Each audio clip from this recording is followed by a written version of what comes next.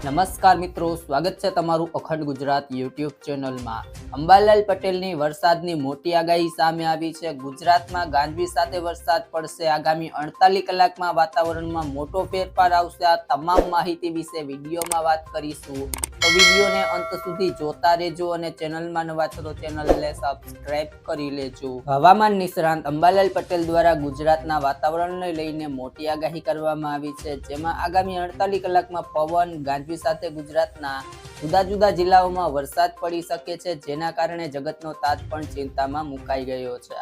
હવામાન નિષ્ણાંત અંબાલાલ પટેલના જણાવ્યા પ્રમાણે આગામી 48 કલાકમાં હવામાનમાં પલટો આવવાની શક્યતા છે, જેમાં પવન અને ગાજવીજ સાથે બનાસકાંઠાના ભાગોમાં, વડોદરામાં, સુરેન્દ્રનગરના ભાગોમાં અને રાજ્યના વિવિધ જિલ્લામાં વરસાદ પડી શકે છે।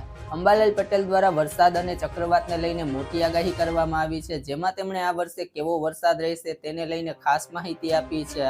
અંબાલાલ પટેલે કરેલી આગાહી મુજબ આ વર્ષે ચોમાસું ગરમી વધારે રહેશે, તેના કારણે 2005 અને 2006 જેવું ચોમાસું રહી શકે છે। ગરમીને લઈને તેણે કહ્યું કે આગામી થોડાક કલાકમાં રાજ્યમાં વિવિધ જિલ્લામાં ગરમીનું પ્રમાણ ઓછું થતું જોવા મળશે। જો કે ગરમી ઘટવાની સાથે સાથે ઘણા બધા જિલ્લામાં ગાજવીજ સાથે વરસાદ પડશે તેવું પણ હવામાન નિષ્ણાત અંબાલાલ પટેલ જણાવી રહ્યા છે।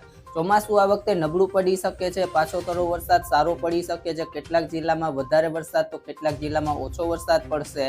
બંગાળના ઉપસાગરમાં મે મહિનામાં અને અરબ સાગરમાં મે મહિનામાં એક ચક્રવાત આવવાની શક્યતા છે। જો કે આ બંને ચક્રવાતની અસર વિદેશોમાં રહેવાની શક્યતા છે।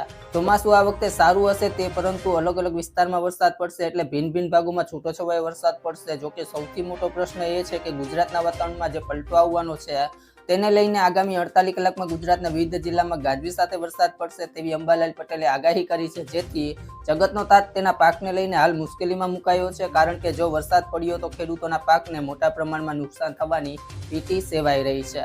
જો મિત્રો તમને અમારો વિડીયો પસંદ આવ્યો હોય તો વિડીયોને લાઈક કરો, તમારા મિત્રો સાથે શેર કરો, જો તમે ચેનલમાં નવા છો તો ચેનલને સબસ્ક્રાઇબ કરી લેજો।